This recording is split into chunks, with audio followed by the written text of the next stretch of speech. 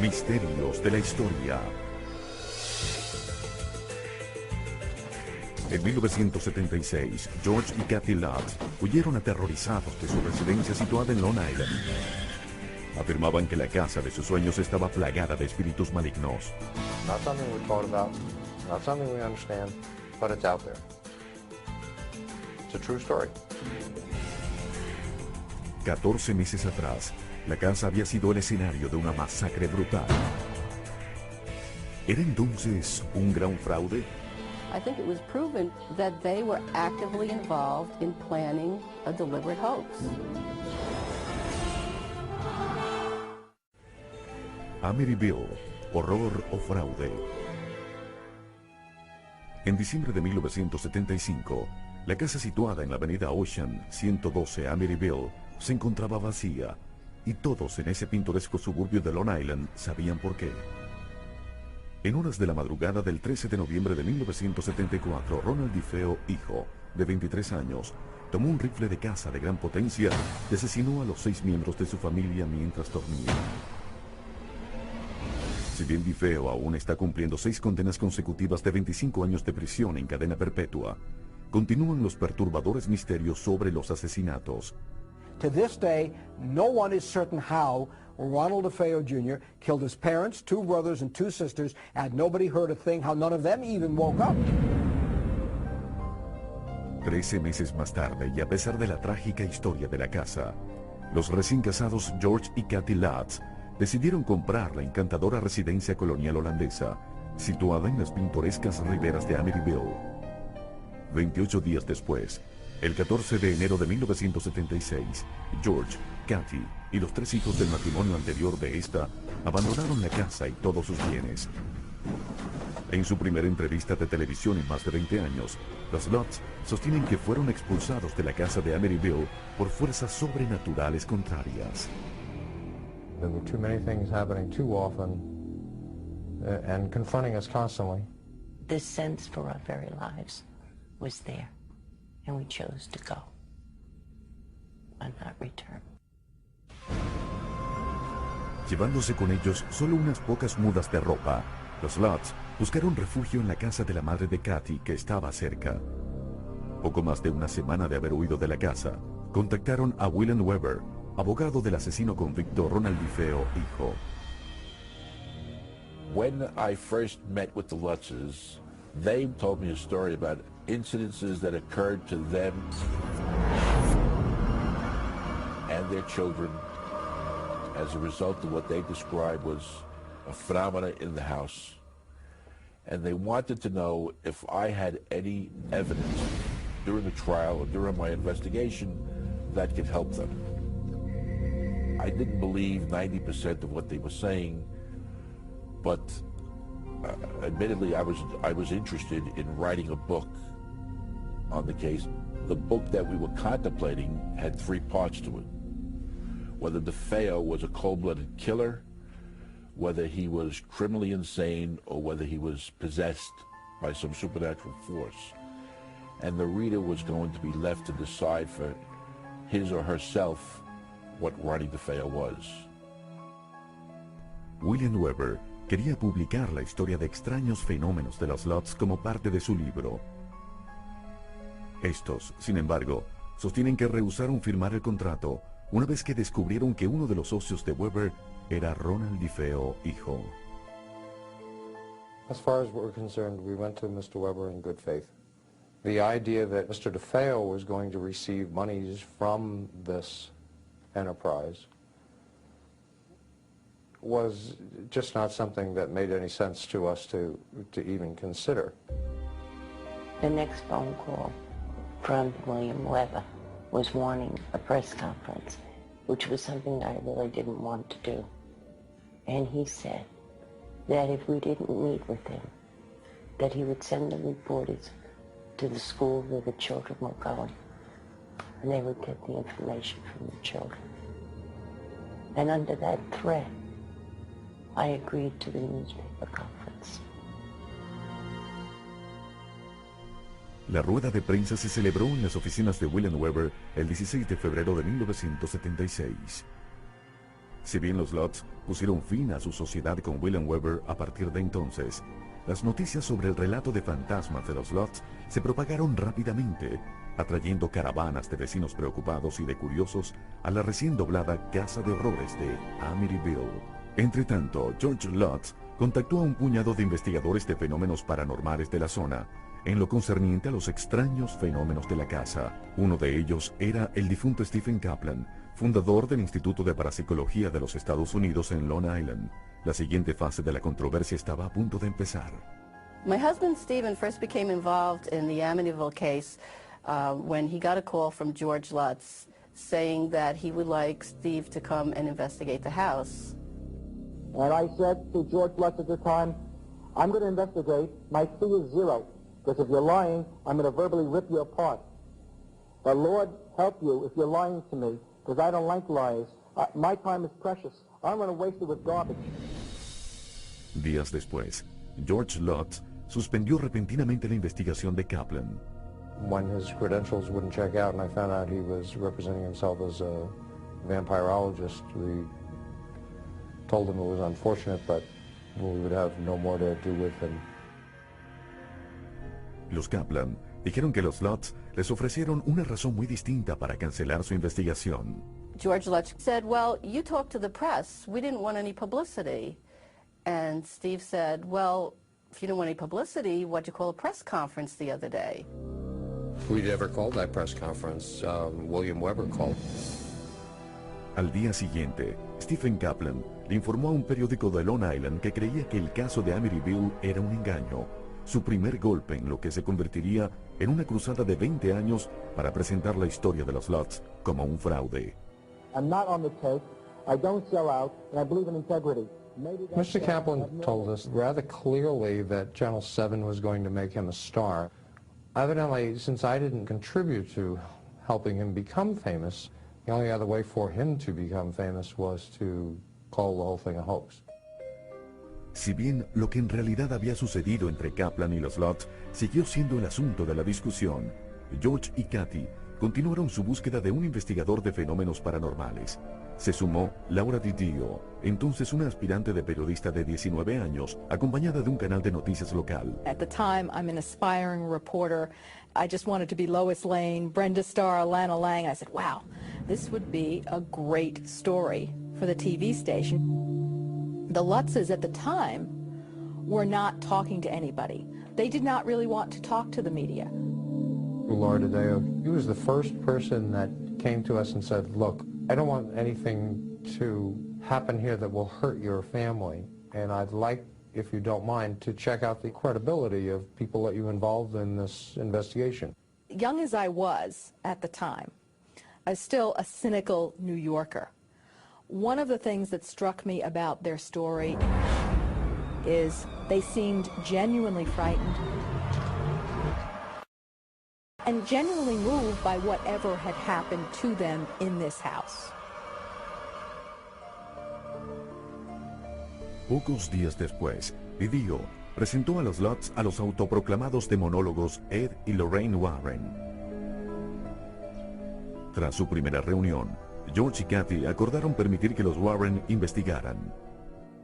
The Lutzes, I think, felt very calmed and comforted by the Warrens, who had a lot of experience in this field. Lorraine especially is a very, very sympathetic, motherly character. It was not even 3 weeks after George and Kathy fled that we actually entered the house for the very first time. Well, when we go into such a home as Amityville, and remember, it was not the Amityville Horror then, it was just another haunted house. I remember going in with the Warrens, and of course you have that sense of anticipation, you know, where you get the little goosebumps, what's going to happen. On the one hand, you'd like to see something happen.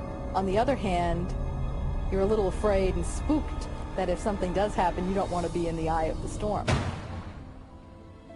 Al regreso, una sesión de espiritismo de medianoche en la casa del terror de Amityville confirmaría un fraude o se convertiría en una cita con el demonio. What we were dealing with was no ghost. This was no ordinary haunted house. This, on a scale of 1 to 10, was a 10. El 24 de febrero de 1976, los demonólogos Ed y Lorraine Warren, acompañados de un equipo informativo de televisión, investigaron la casa abandonada de los Lutz en Amityville, Nueva York. The first thing that struck us when we went in was that you would have thought that they were just out for the afternoon. Everything was as they left it. I mean, they weren't kidding when they said they fled the house. The overwhelming impression as I entered the foyer of that beautiful home the first time was sadness and depression. But I was in a home where horrible tragedy had occurred. And of course, what you do remember is that 6 people were murdered in this house. So that's enough to make things spooky. Ed Warren afirmó haberse topado con una aparición espeluznante mientras inspeccionaba el sótano. Suddenly it felt as though I were under a heavy waterfall, and the pressure was driving me down to the floor. And I commanded in the name of Jesus Christ, what was there to reveal its identity? There was hundreds of pinpoints of what I can only describe as electricity. I understood and knew right at that point that what we were dealing with was no ghost. This was no ordinary haunted house. This, on a scale of 1 to 10, was a 10. Días después de su primera visita a la casa, los Warren se encontraron con el padre Ralph Pecoraro. En una entrevista de 1979, el sacerdote recordó lo que experimentó mientras bendecía la casa de los Lutz. I was sprinkling holy water, and I heard a rather deep voice behind me saying, "Get out." It seemed so directed toward me. I was really quite startled. I felt a slap on the face. I felt somebody slap me, and there was nobody there. We felt it was in our best interest never to go back in that house again. But we did go back in order to finish the research that we were doing. Ante la petición de los Lutz, los Warren regresaron a la casa de Amityville la noche del 6 de marzo de 1976, con un contingente de psíquicos, de investigadores de fenómenos paranormales y de periodistas. Entre estos estaba la investigadora Laura Didio y los camarógrafos del Canal 5, Metro Media News, de Nueva York, quienes estaban cerca para documentar la investigación. There must have been 15 or 20 people in the house that evening. We had other researchers from Duke University's very highly respected School of Parapsychology. And of course, there was myself, Marvin Scott, who was the on-camera reporter, and a couple of other reporters from radio stations. They asked me at one point to see if we should hold a seance. I was a little bit leery about doing that. I felt I was putting myself in jeopardy. It's whatever's here. Whatever is here. You're trying to harm them? Yes, and it's something that comes at you and makes your heart speed up, that kind of thing. El veterano presentador Marvin Scott, quien cubrió el suceso para el canal de televisión local, recuerda que la noche que pasó en la casa de Amityville no fue en absoluto sensacional. During the course of the seance, one of the psychics became ill and left the room. Another complained of a pounding heart. Personally, I felt a slight chill in the back of my neck. I didn't make much of it. After all, it was a cold February night. It was a dangerous night during that period of time. Yes, it was very intense that night. Alrededor de las 3:15 de la mañana, se realizó una segunda sesión de espiritismo en el cuarto de costura del segundo piso, el área donde, según creían los Warren, era más poderosa la fuerza demoníaca. And I said, I hope this is as close to hell as I'll ever get. While I felt nothing, Lorraine said she felt something so horrific. She felt it was from the very bowels of the earth. Often I'm asked if I was scared the night I spent in that house. Quite honestly, the night I spent watching the movie a few years later, with a rowdy, pot-smoking audience was a lot more frightening than the night I spent in that house at 112 Ocean Avenue. Marvin is from this, the same school of reporting that we all came from, which is, show us, let's get this on tape. And I remember Marvin turning to me and said, I don't think we've really got it. It meaning a really good story, that sort of smoking gun that you always want to see on camera. There was nothing out of the ordinary that you actually saw, other than the impressions you heard from a psychic. Just because you give a ghost party doesn't mean the ghost and the demons and the goblins or whatever is there are going to show up and perform for you. Según los Warren, las fotografías tomadas durante su investigación ofrecían pruebas convincentes de la intervención de fuerzas sobrenaturales en el 112 de la Avenida Ocean. Remember that Gene Campbell, the man who took these pictures, is an expert. Well, you're looking at a face of what looks like a child. If you look at it, it looks like luminescent eyes, but it could be eyeglasses, it could be anything. A demonic spirit. It can appear as anything it wants to appear as. A pesar de que ellos insistieron en que no había niños en la casa cuando fue tomada la fotografía, los Warren admiten que eso no fue nunca probado científicamente. For the believer, no evidence is necessary. For the atheist and the skeptic, no evidence is possible. That settles it right there. Al regreso, los creyentes se enfrentaban a los desacreditadores a medida que The Amityville Horror se convertía en un fenómeno mundial. Ed and Lorraine Warren, I think, are the biggest phonies and dangerous people around because they are the type of individuals that scare people out of their homes. Para la primavera de 1976, George y Kathy Lutz habían perdido su inversión de $24,000 en la casa de Amityville y se habían mudado a California. Entre tanto, el investigador de fenómenos paranormales, Stephen Kaplan, tenía la intención de probar que el caso de Amityville no era un fraude tan inteligente. If you go back and get the original newspaper articles that first came out, the story changes each time there's a new version. Aunque los Lutz habían admitido que ciertos aspectos de su historia habían sido exagerados y tergiversados por la prensa, insistían en que eso tenía más que ver con sensacionalistas medios de comunicación que con ellos. That was just the beginning indication of what things the media would say and be wrong, would end up being quoted wrong, said wrong. There's a possibility that anybody can be misquoted. However, that doesn't mean the story that they were telling is true. Mientras crecía el interés por la historia de la casa embrujada de los Lutz, el desacreditador Stephen Kaplan se enfrentaba a los demonólogos religiosos Ed y Lorraine Warren en una serie de programas de radio y de televisión. I said to him one time on a program, you're a parapsychologist. You are Dr. Stephen Kaplan. Yes? What kind of instrumentation did you use? All right, one of the scientific things we used is people to research the history of the house, to try to get an idea of the construction. And yes, but what about in the house? Yeah, you're not answering the question, Steve. Right.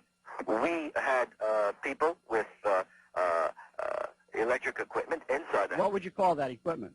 I wouldn't have the terminology for that. But you're a parapsychologist. Yes, I am, but I'm not an electronics expert. Pronto, tal debate público desencadenó un implacable conflicto personal que se prolonga hasta el presente. Ed and Lorraine Warren, I think, are the biggest phonies and the most dangerous people around because they are the type of individuals that scare people out of their homes. I believe the Warrens are taking advantage of the public. They make their living from this field. Unlike Stephen, he made his living from teaching. He was no parapsychologist. He had no doctorate. The man was as phony as a $3 bill. Puesto que el conflicto entre los Warren y los Kaplan no había disminuido en lo más mínimo, el abogado William Weber contactó a otro experto en parapsicología, el profesor Hans Holzer, en lo referente a la aún abandonada casa ubicada en el 112 de la Avenida Ocean. Era enero de 1977, a casi un año de que los Lutz pusieran fin a su sociedad con el abogado en el proceso de Ronald DeFeo, hijo. Once Ronnie was convicted, the next line of attack was to appeal the case. And that's what was done. William Weber came to me when the young man was already in jail, and asked whether I could help reopen the case on the basis of what my findings were. No obstante, en la actualidad, William Weber niega haber solicitado alguna vez la ayuda de Holzer para la apelación en contra de la sentencia de Ronald DeFeo. I don't recall whether look, I may have called Hans Holzer in, but it certainly wasn't to investigate the case. Hans Holzer was not, as I recall it, brought in to effect an appeal, although Hans had strong feelings that Ronnie was definitely possessed.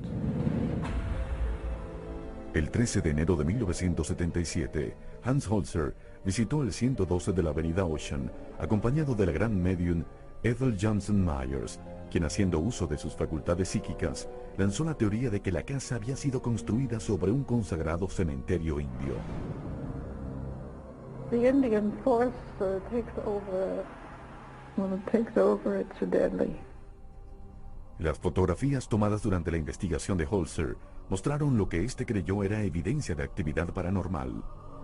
Superimposed on the scene of me standing up in front of the entranced medium, there appears to be white matter, which we call ectoplasm, and it is quite clearly a man on a horse.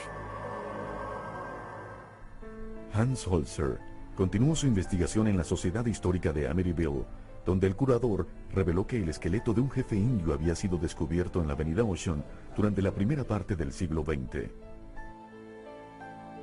I'm convinced that Ronald DeFeo was under the power and the influence of the Indian when these things occurred.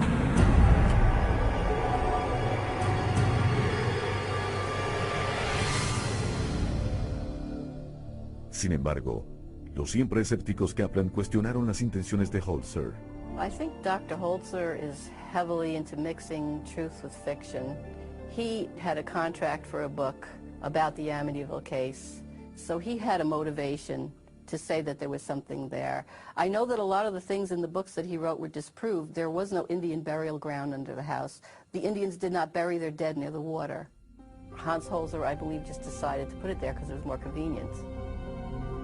One must remember that over 300 years or 400 years, the erosion that has taken place has caused the water to shift its table and either rise or fall. So a lot of our burials are underwater. So would the spirit be in water? Absolutely. Por su parte, Hans Holzer cuestionó las intenciones que tenía Stephen Kaplan para censurar de fraude el caso de Amityville. And when he found out I was involved with the Amityville house, and he asked, could I come along? Please, I want to come along to the house the next time you go. And I just as politely explained to him that that was not possible. He then turned against me and complained that the whole thing was a hoax. That's how this whole thing started. My husband, Stephen, was not jealous of Hans Holzer. He didn't particularly care for his style of research or think that the things that he wrote about were true. And he certainly never begged Hans Holzer to go to the house with him. No, that's just total baloney. A pesar de las afirmaciones de los escépticos, Hans Holzer aún cree que una fuerza espiritual poderosa actúa sobre la casa de Amityville. It's not a haunted house per se. It is a relationship between a very angry spirit and someone to whom he can speak.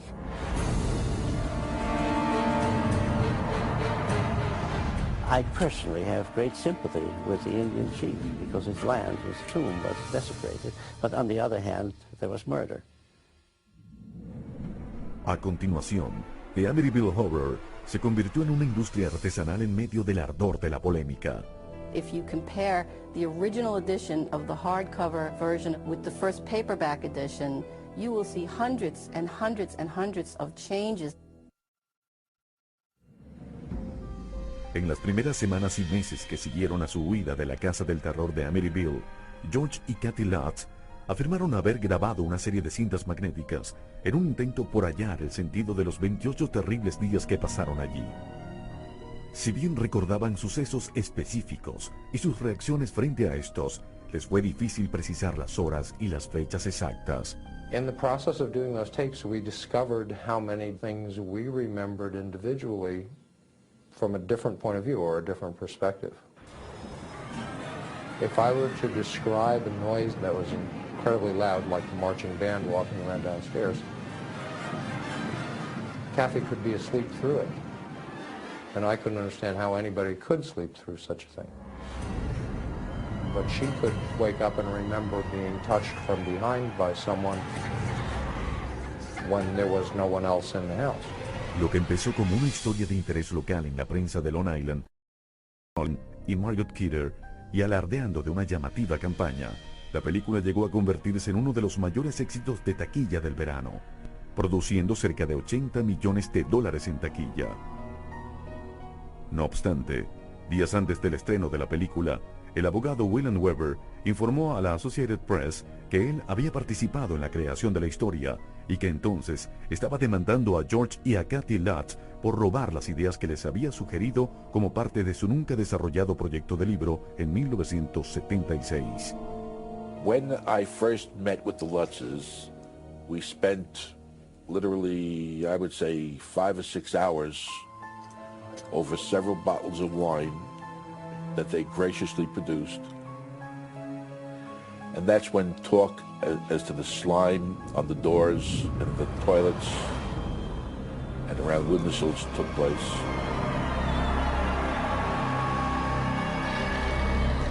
I had suggested certain phenomena could be interpreted as supernatural phenomena. But I knew all along that it was just a commercial venture and it was a fabricated part, and it wasn't true. Mr. Weber was very inaccurate to say that he provided us with any materials that ended up in the Amityville Horror. The real problem with answering Mr. Weber is that he can pretty much say what he wants, and I don't feel like going back to court to fight him again. It's unfortunate that some people just seem to go a little nuts when all of this came about. En junio de 1979, American International Pictures pidió a George y a Kathy Lutz que se sometieran a las pruebas del detector de mentiras, pruebas durante las cuales respondiesen preguntas sobre sus experiencias en Amityville. Ambos aprobaron. The polygraph tests that the Lutzes took were conducted by the Star tabloid. I really don't give much credence to that. They only wanted to be tested by certain experts in quotes, hired by the Star, who was then paying them for writing a story about them. Does this woman actually believe what she's saying when she says these things? The Star had absolutely nothing to do with that test.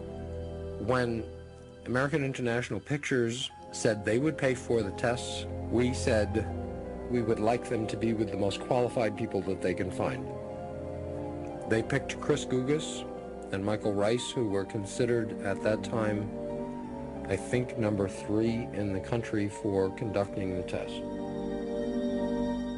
En septiembre de 1979, se le ordenó al reverendo Ralph Pecoraro, el sacerdote católico que bendijo la casa de Amityville, declarar en el Tribunal Federal en la contrademanda de $2 millones entablada por el abogado William Weber en contra de los Lutz. El padre Pecoraro declaró bajo juramento que efectivamente había escuchado una voz incorpórea en la casa que le ordenó que se fuese de allí, pero que no podía confirmar ni negar que los resultantes horrores descritos en el libro o en la película habían llegado a ocurrir en realidad. Sin embargo, mientras se llegaba a un arreglo extrajudicial en el caso, las noticias sobre fenómenos extraños seguían rodeando a los implicados en The Amityville Horror. After I had finished the manuscript, I had turned it over to my editor to take back to Prentice Hall in New Jersey. His car caught on fire. An accident. I gave a copy of the manuscript to another friend, and there was a rainstorm, and he went through what he thought was a puddle. It turned out to be a pothole. The whole car sank. It was a total wreck. The only thing that was dry in the whole car was the manuscript. The 2 incidents that took place after that kind of shake me a little bit, because I had given the first 2 chapters to a friend of mine, a woman named Frances Evans. She took it home and she died in a fire that night. She and 2 daughters were killed. Desafortunadamente, el autor Jay Anson no llegó a disfrutar por mucho tiempo del éxito de The Amityville Horror. En marzo de 1980, murió a consecuencia de un infarto a la edad de 59 años, poco después de completar su segunda novela titulada 666, una referencia al número bíblico atribuido a Satanás. El caso del desacreditador Stephen Kaplan, quien sufrió un mortal infarto apenas unas semanas antes de la publicación de su revelación de 20 años, The Amityville Horror Conspiracy, constituye quizás el más asombroso viraje del destino. Si bien han transcurrido casi 3 décadas desde que una singular cadena de sucesos fuera localizada sin miramientos en el pintoresco poblado de Long Island, aquellos que lucharon por demostrar que The Amityville Horror era un fraude, aún insisten en que no hay y nunca hubo fantasmas en el 112 de la avenida Ocean. Today, if anyone asked me if the former DeFeo residence on Ocean Avenue was haunted, I would simply say, why don't you wait until I write a book and you could buy it to find out. But I would be saying that facetiously, because the house has never been haunted. It isn't haunted today. And the Lutzes, they have my congratulations. They made a very successful commercial venture, and they pulled the wool over the public's eyes. In general, I believe that there could be some kind of residual feeling left over in the house where a terrible murder had been committed. In this particular house, I couldn't tell you. It has just as much of a chance of having strange phenomena as any other house. But because of all the lies that were told and all the deceptions, we'll never know. A pesar de los años de juicios y de acoso de los medios de comunicación, los Lutz han sostenido hasta el presente la veracidad de sus experiencias en Amityville. Some people have called our testimony about Amityville a hoax. There is nothing that I could say to them. There is nothing I could show them. There would be new evidence that this is a truth. It is the truth. It is my testimony. It is where I came from.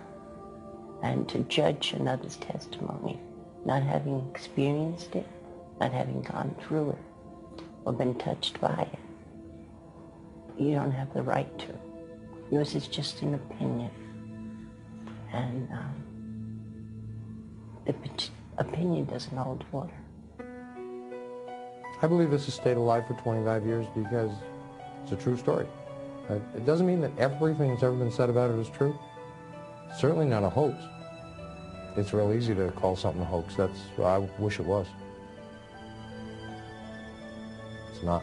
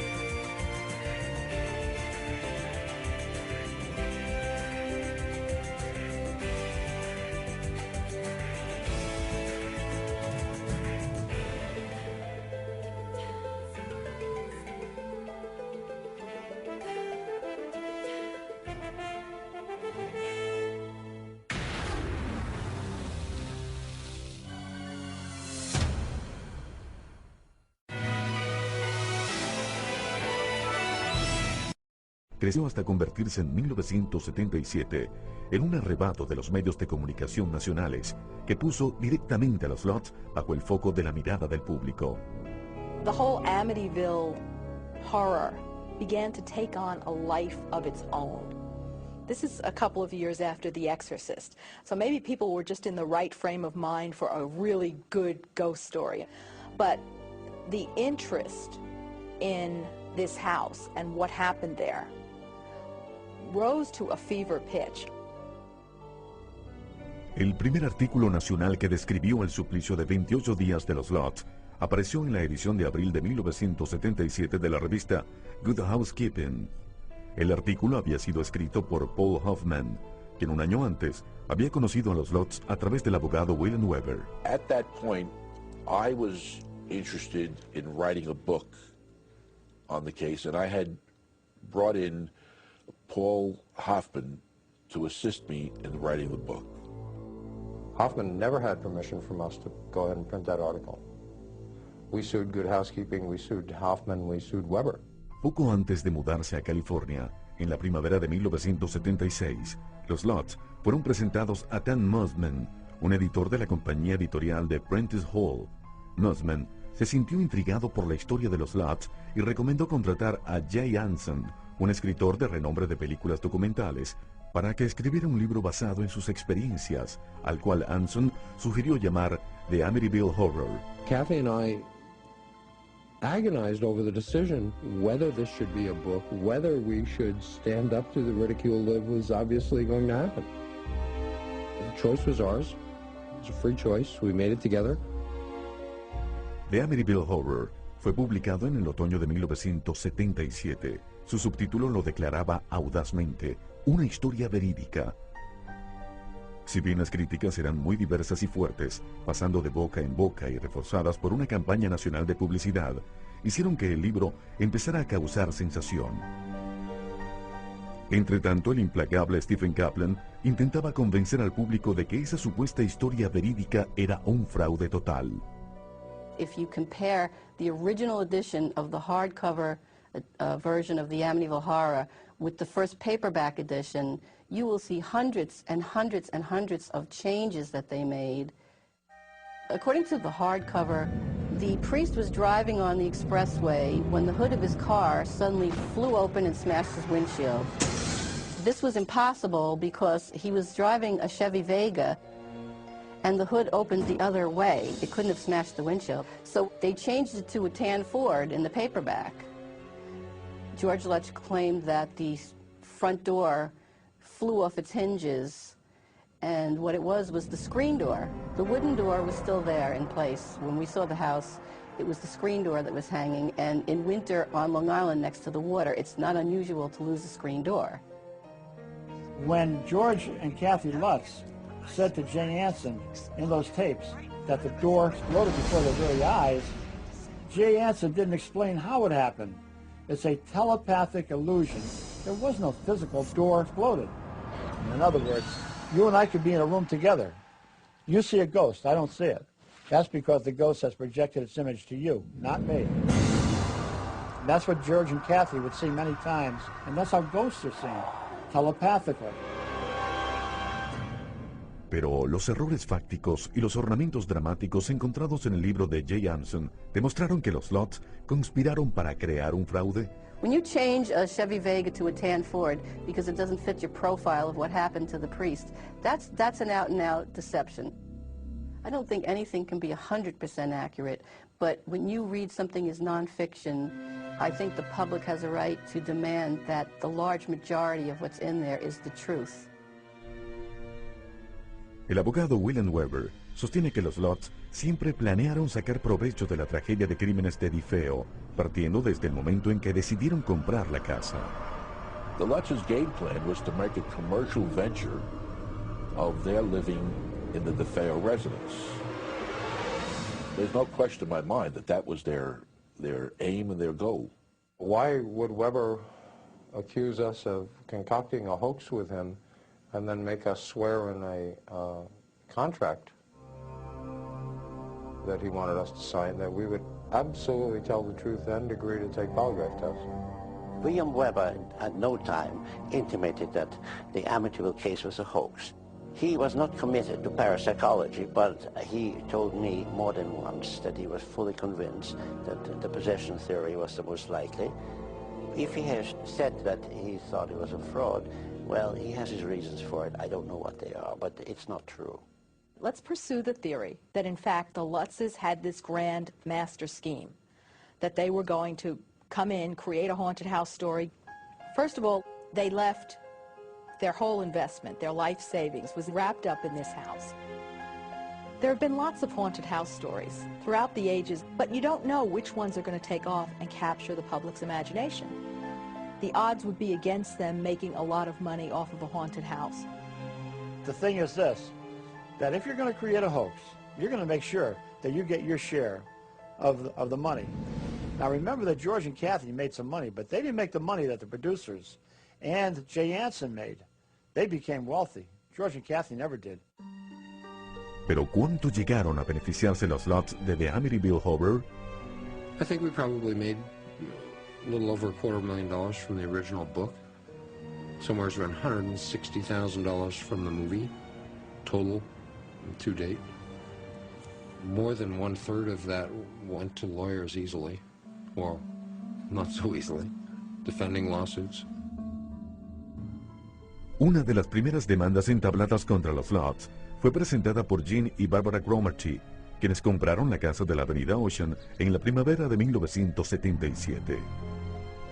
Los Cromartie, quienes no hallaron pruebas de que la casa estuviese embrujada, pronto descubrieron que sus vidas habían sido revolucionadas, no por demonios o espíritus malignos, sino por los cientos de turistas y aspirantes a cazafantasmas que asediaban su casa. Afirmando que The Amityville Horror era el responsable directo de sus dificultades, los Cromartie demandaron a Jay Anson, editor de Prentice Hall, y a los Lutz por invasión de la privacidad. The real horror of that house was, number one, the horrible murders that took place, and number two, the subsequent harassment of all the owners that tried to live there and live a normal life. A pesar de que los Cromartie resolvieron su demanda por una suma no revelada, el constante acoso de los medios de comunicación y del público los obligaron a mudarse de la casa apenas 2 años después. Let me ask you a question. 6 people were murdered in that house. 5 people were driven out of there 28 days after they lived there. Would you live in that house? Al regreso, The Amityville Horror se convirtió en un éxito de taquilla, mas la polémica perdura en el siglo XXI. And the Lutzes, they have my congratulations. They made a very successful commercial venture, and they pulled the wool over the public's eyes.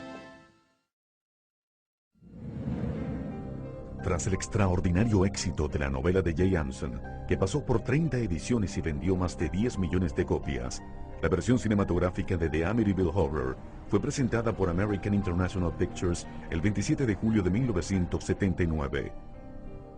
Protagonizada por Jay